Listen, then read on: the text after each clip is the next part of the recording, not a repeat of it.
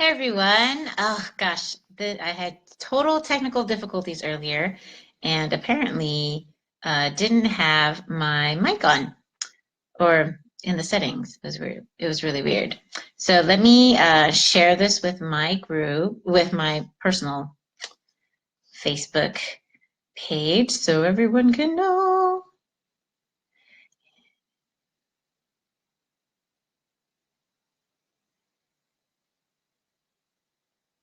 Okay, so you want your kid to learn Chinese. All right.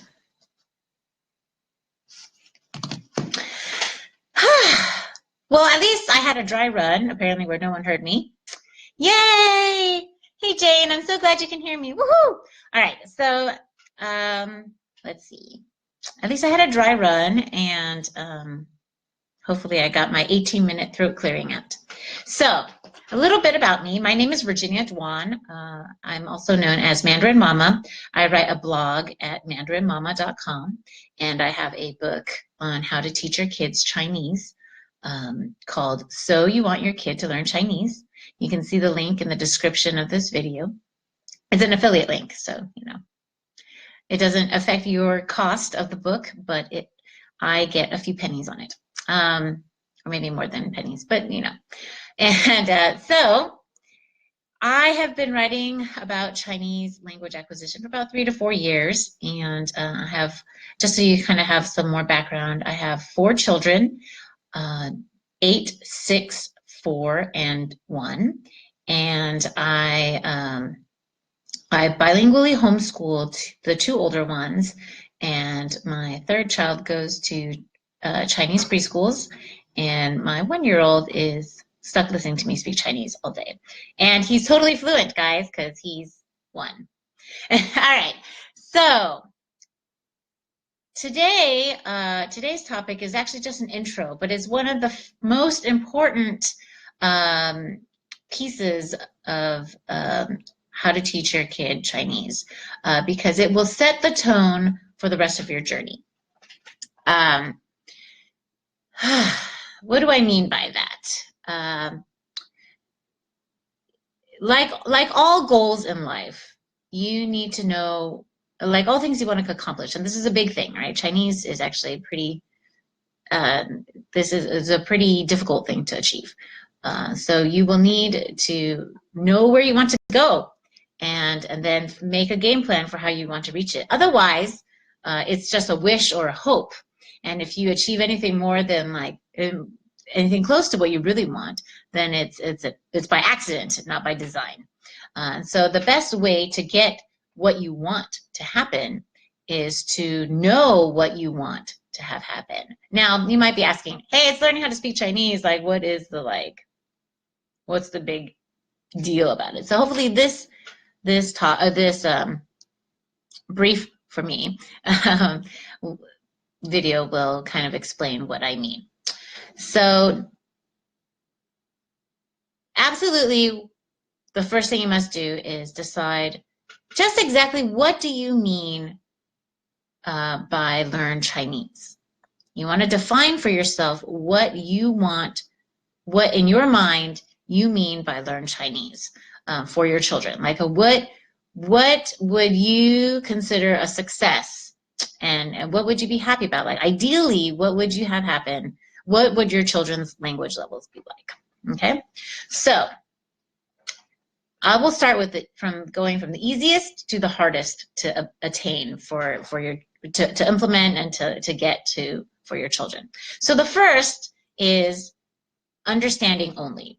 Okay, are you satisfied? Would you be happy? Would you consider yourself like that you've reached your goal if your children only understood Chinese? Okay, only understood it but could not speak it or read or write. Maybe they can a little bit, but like that's a bonus. So what you really want is actually just for your children to have some understanding of Chinese when you speak to them. And then you have to decide exactly what level of understanding do you want them to have. So again, starting from easiest to hardest. Easiest is for them to like understand basic commands like come here, or hello, goodbye. You know, just like really, really basic, like, you know, really basic Chinese. And if that's all you want, that's really easy to achieve. Okay, that's you're done. But if you want a little bit more understanding, like that's what you have to figure out. Like, do you want them to be able to understand like kitchen Chinese, which is kind of what we call like daily living Chinese. Um, like, how are you doing? How was your day? Can they understand like commands or instructions? Can they understand you telling them a story? Maybe they just have a hard time speaking the language, which a lot of children do, because even though they can understand everything you say, they are nervous about the right vocabulary, so then they end up not saying anything, or yeah, they're perfectionists. So like even if they know all the other words, but they don't know one word in a sentence, they refuse to speak Chinese. Or maybe they're concerned about the pronunciation, whatever. So a lot of times children may understand Chinese fluently, but really have a tough time verbalizing and speaking Chinese itself. So how much do you want them to understand? You know, so the less complicated their understanding, the easier it is to obtain. But if you want them to understand like business jargon, that'll be different, right? That'll be harder. Or medical terms, like I mean, I consider myself pretty fluent in Chinese, but if I went with my mom to the doctor's office and a Chinese doctor was talking to me about like even the common cold or about my lungs, or like, I really would not. I mean, I think I would, depending on how common or how what organ or bodily system they're talking about. Like if they were talking about like the digestive system, or even like my face, uh, the face is very important. But yeah, like then I would probably have a 60% chance of understanding what they're saying. But if they're talking about like cancer or like some disease or like cells, um, anything more complicated than like ear, eyes, nose, mouth, I would not understand what they're saying.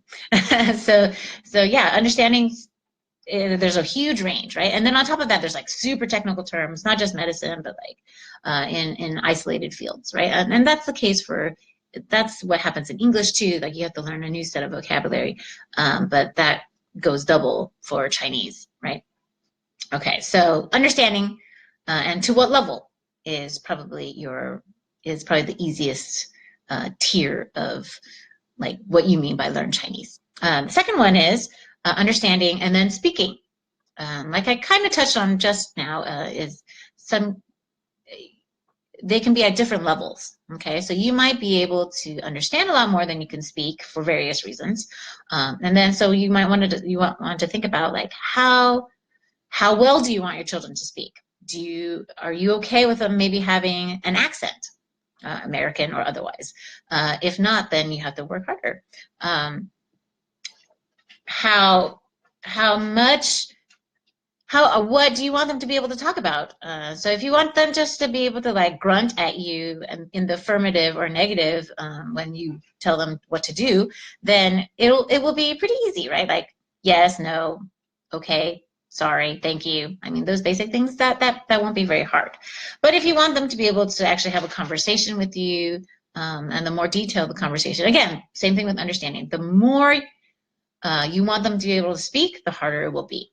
So if you want them to have like a perfect, flawless accent, whatever your preferred accent is, then that will take a lot more work. If you want them to have a wide vocabulary, like native fluency vocabulary, that will take more work than if you're just okay with them being able to like tell you about their school day and, whether they like something or not. That takes a little bit less effort, right? It's still a lot of effort, but less. Or like, I mean, I can talk about those things with my own children, but I wouldn't really be able to have like a complex discussion on like politics, or a complex discussion on anything really. Like, maybe I could talk to them about theology, Christian theology, because I grew up in a Chinese church and I heard a lot of the terms. So maybe I would be okay with that. But the more complicated you want them to be able to have, like discuss philosophy, art, culture, life, their feelings. I mean, oh my gosh, this is not to be stereotypical, but I don't think I learned very much about Chinese feelings at all because Chinese people apparently don't talk about feelings. Unless if you watch like dramas, which I did not.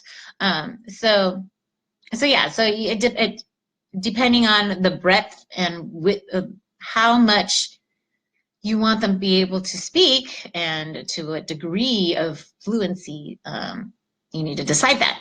And then the third one is on top of understanding and speaking, which is literacy.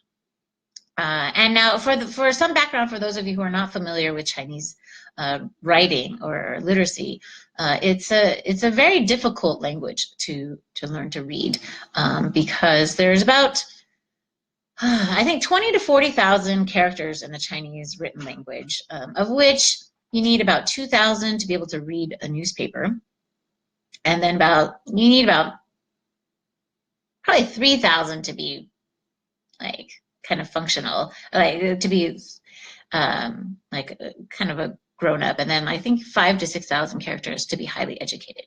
So how literate do you want them to be? How literate do you want your children to be? Now, personally, I want my children to be at least be able to read a newspaper and like walk around in China or Taiwan and be able to read menus and directions and all sorts of instructions so that I don't have to do it.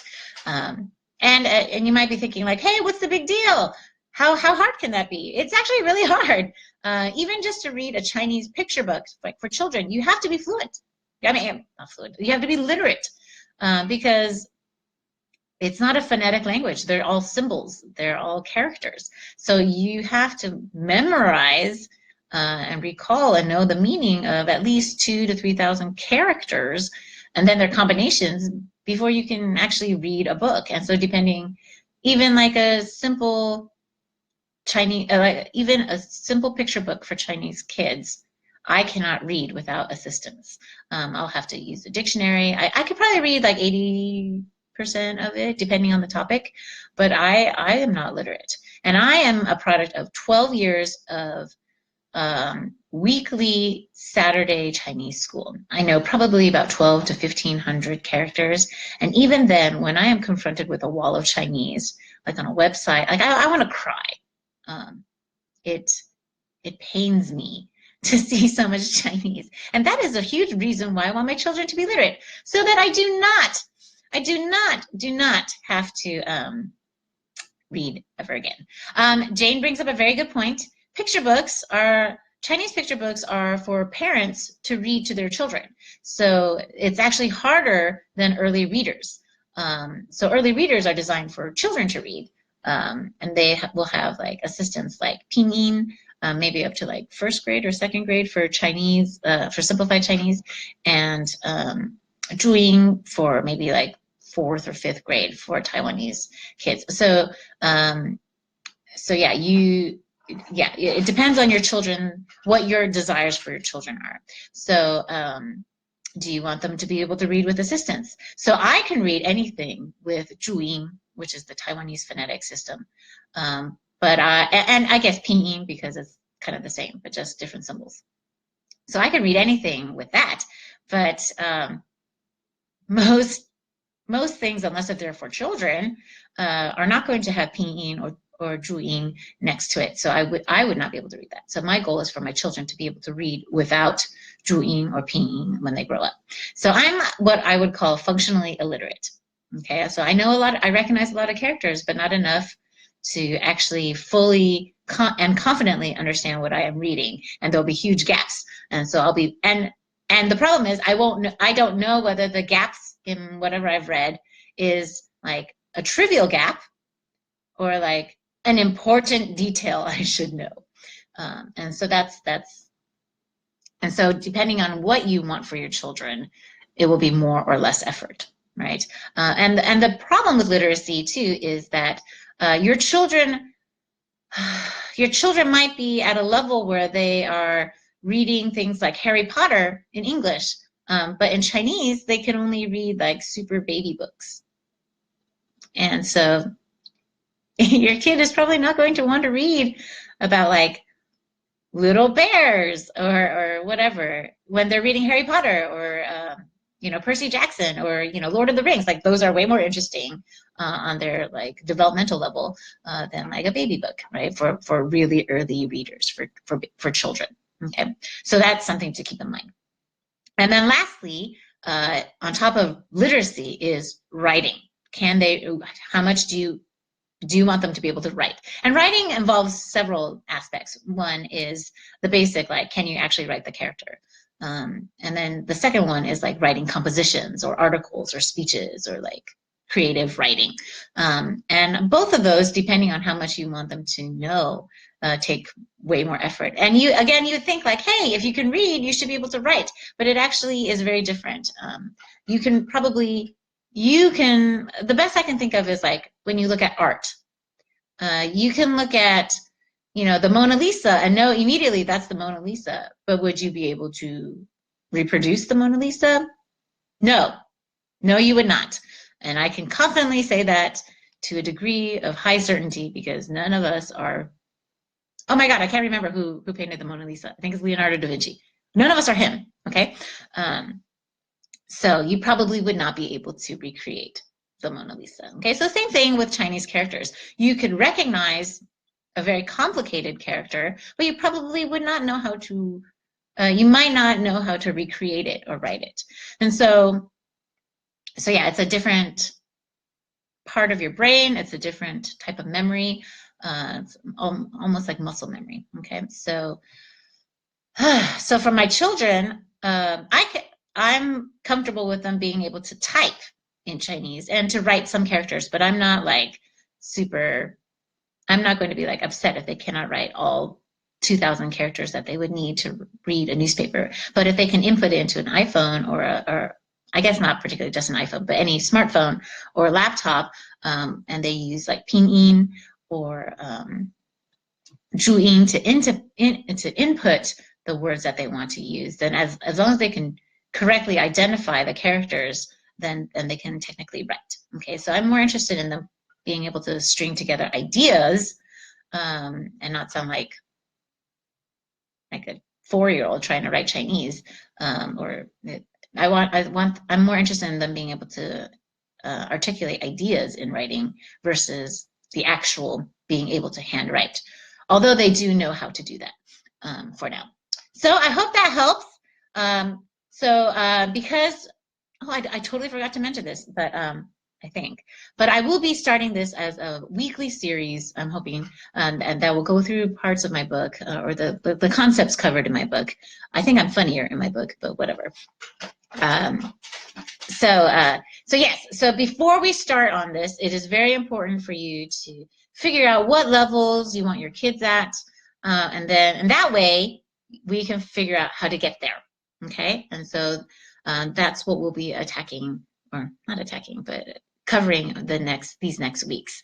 So if you have questions, please feel free to leave them in the comments. If I will cover it in a Facebook Live, I'll probably tell you that, or I'll answer your question in the comments. And hopefully this will lead to a year of increased Chinese fluency for our children.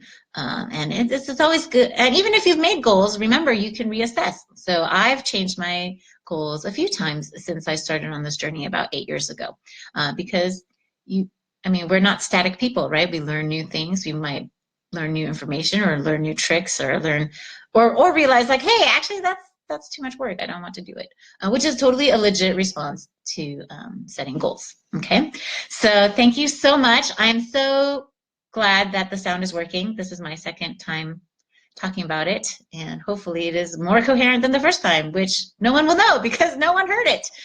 All right, Happy New Year, because I probably won't see you until next year, and thank you for watching. Have a great day. Bye-bye.